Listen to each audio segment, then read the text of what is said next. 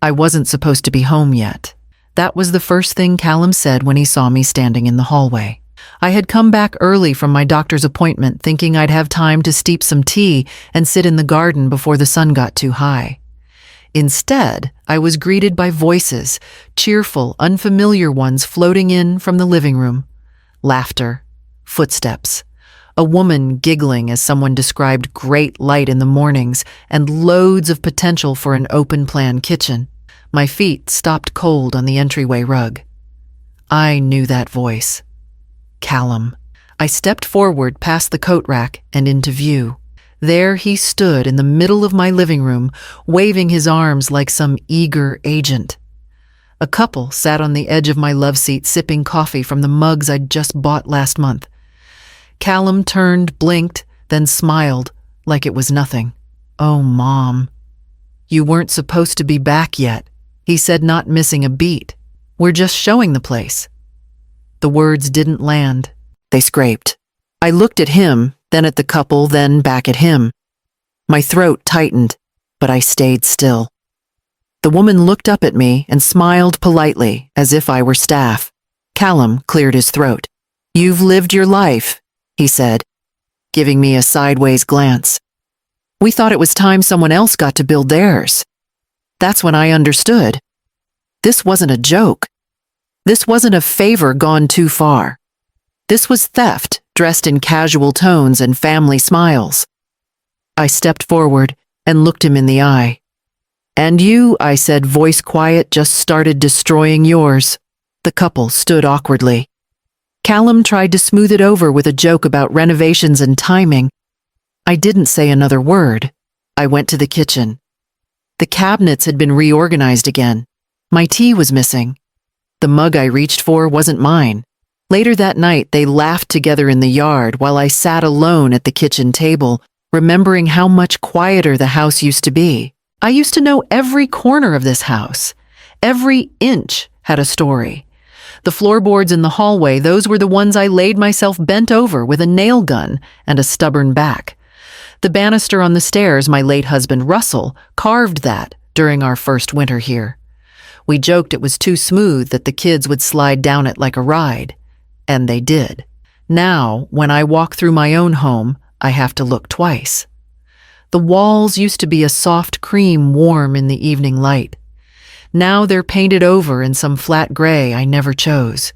They said it was to modernize.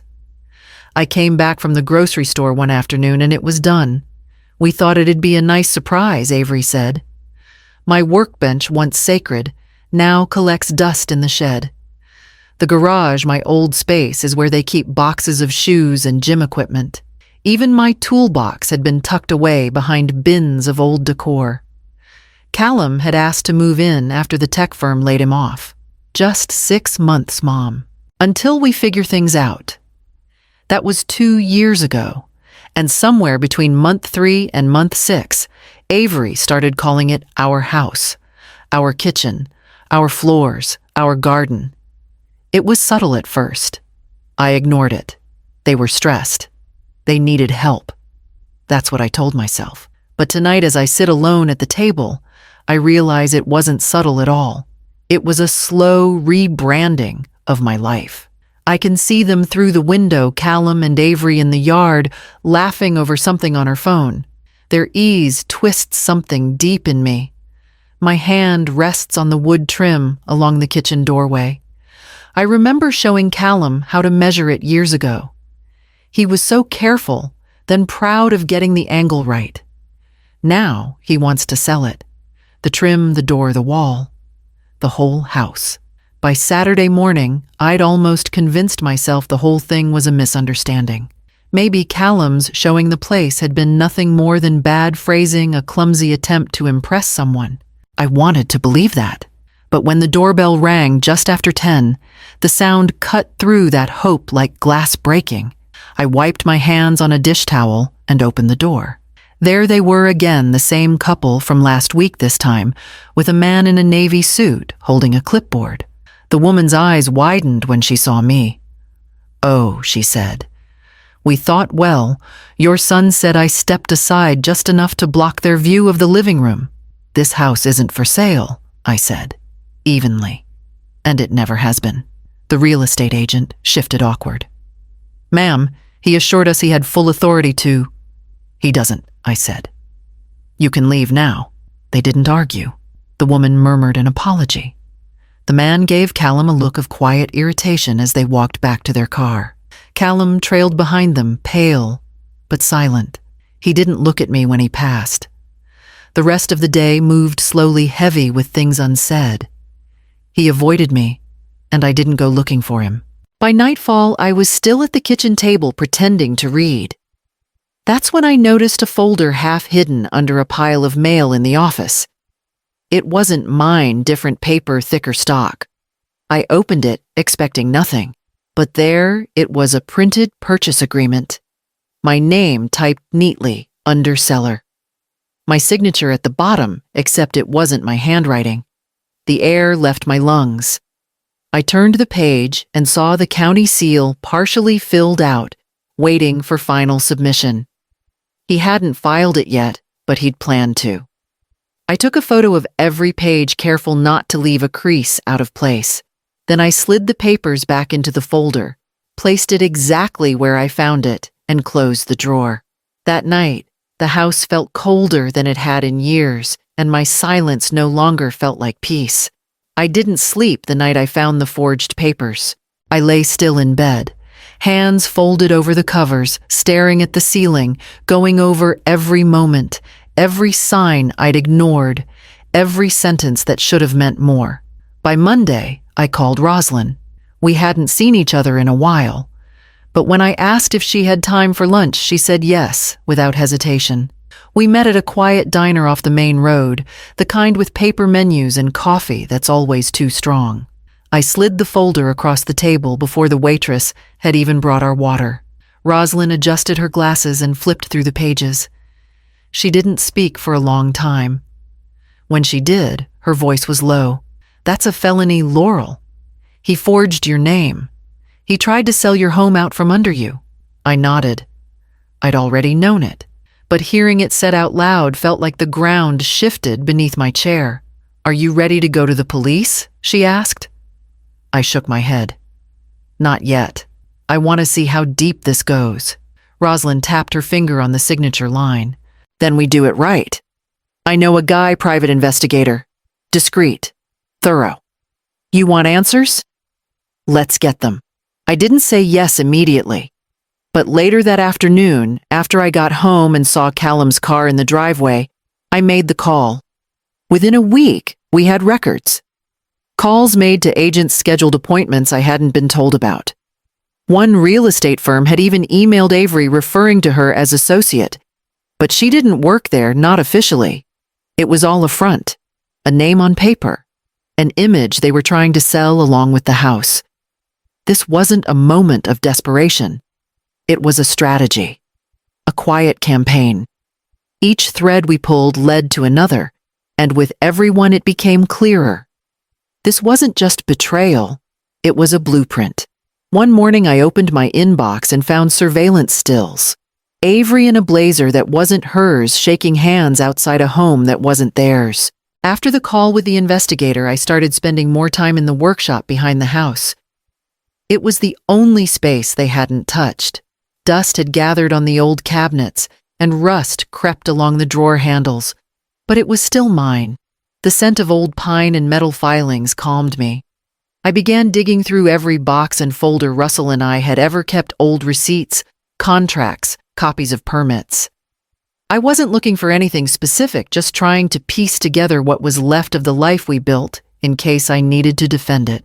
Then buried in a folder labeled LLC Transfer Calder, I found it, a copy of the original property deed along with an addendum Russell had insisted on when we registered the business. I had forgotten all about it. His handwriting in the margins was still strong and neat. A clause had been added, quiet, tucked into paragraph 6, stating that in the event of his death, sole ownership of the house would revert to me. It had been filed, notarized, and approved. It was still valid. I sat down, read it twice, then folded it carefully and slid it into the metal lockbox under my old bench. The sound of the latch clicking shut was the first comfort I'd felt in days. That evening, I came inside to the sound of laughter. Avery's voice floated from the living room. I paused at the hallway entrance just out of sight. "She won't fight back," she was saying. "She's tired.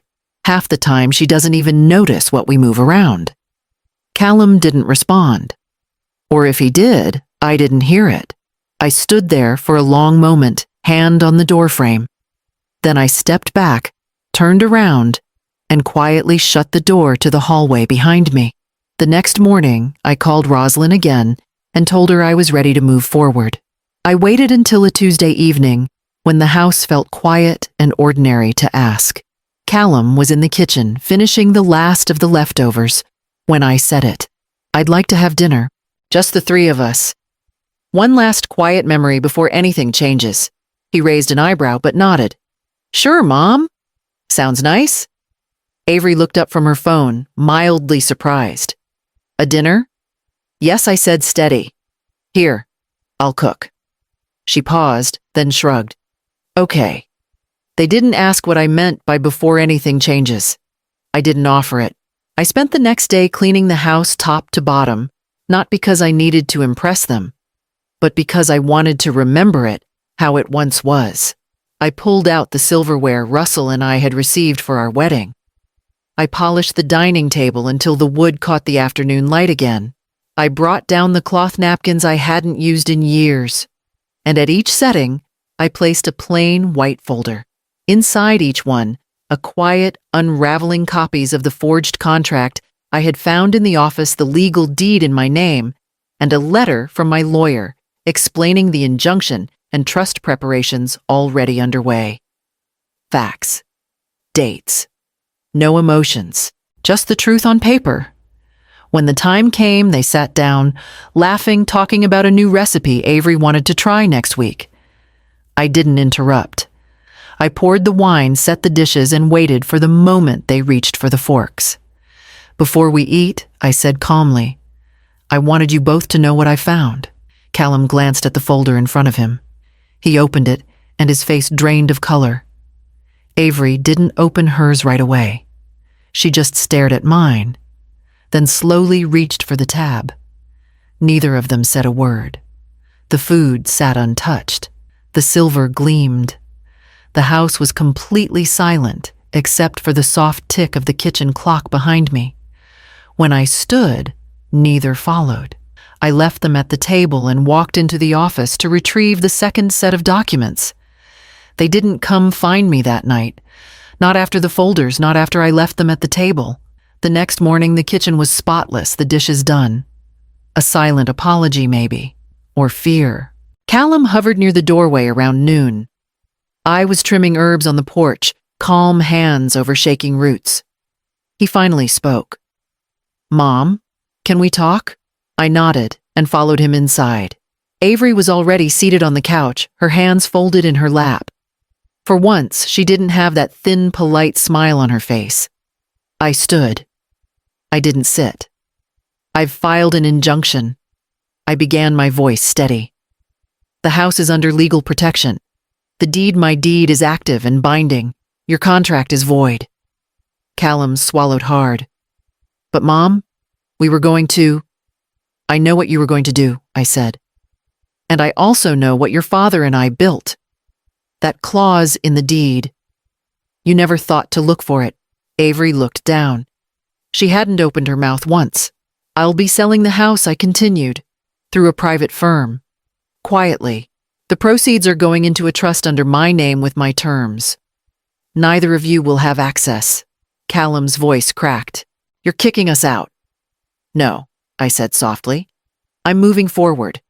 I've already arranged a place for you both. A rental. Paid for 2 months in advance. After that, it's up to you. But this is our home. This was never your home." I said, not cruelly, but clearly. "This home was never a favor. You stayed here because you were my family. That was the only reason." He stood almost desperate. "But I'm your son." "Yes," I said.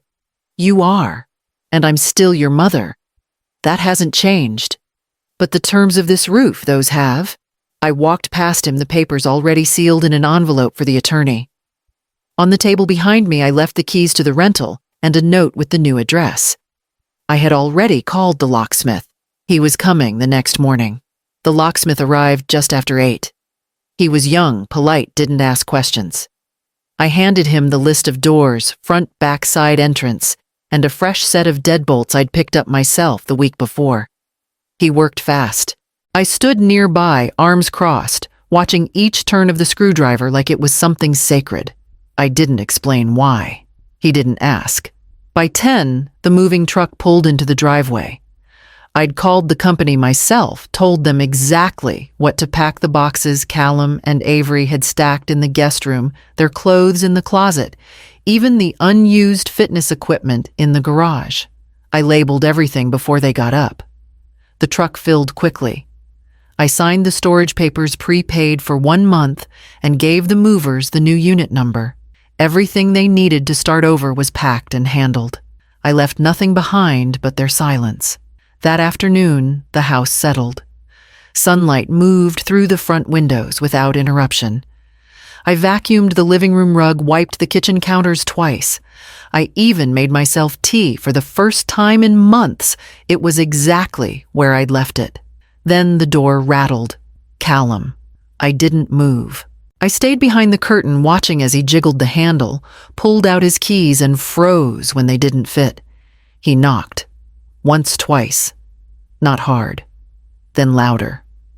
I stood still. "Mom," he said through the door. "What are you doing?" I didn't answer. He waited a few more minutes, then stepped back and stared at the house like it had turned on him. He walked away without another word. That night, I turned off every light and sat in the dark at the kitchen table. No voices echoed down the hall.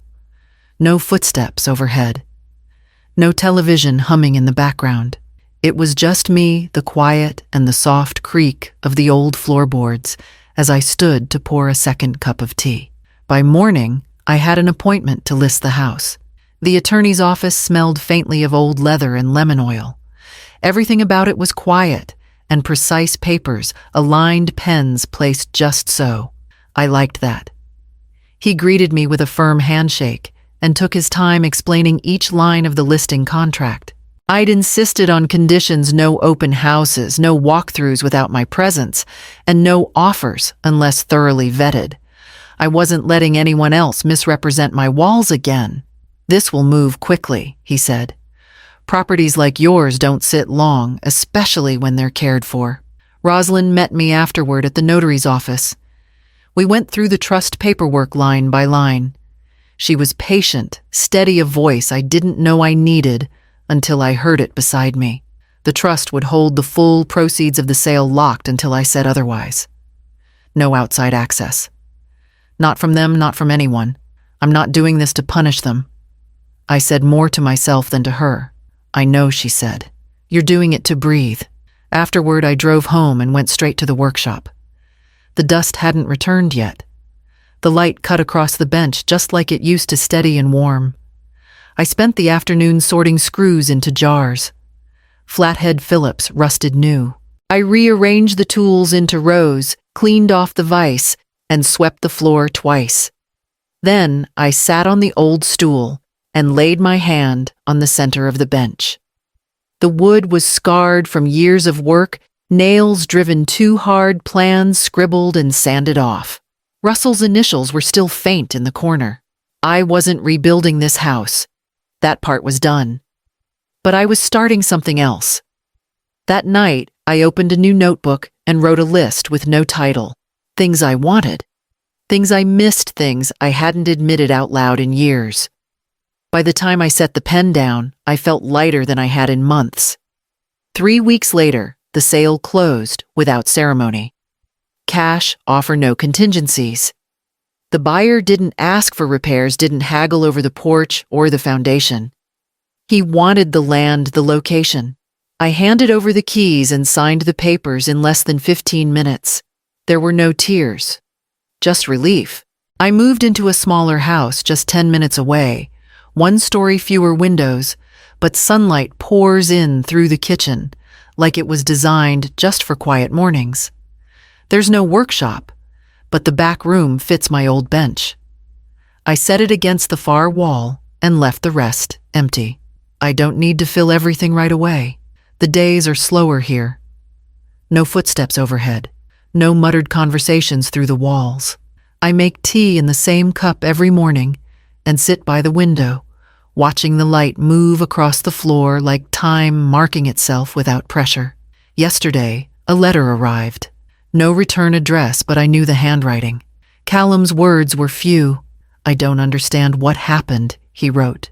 "We were supposed to help each other." No apology. No acknowledgement. Just confusion, like the past year had slipped past him unnoticed. I folded the letter and placed it in the back of a small box with a few old photographs and one worn-out receipt from the hardware store. Then I stepped outside to water the plants I'd just potted last week, lavender, thyme, and marigolds. Something simple. Something that would stay. Far off in the distance, I heard the low rumble of construction, probably the start of renovations at the old house. They'll change it. Tear out walls, repaint, replace windows. That no longer belongs to me.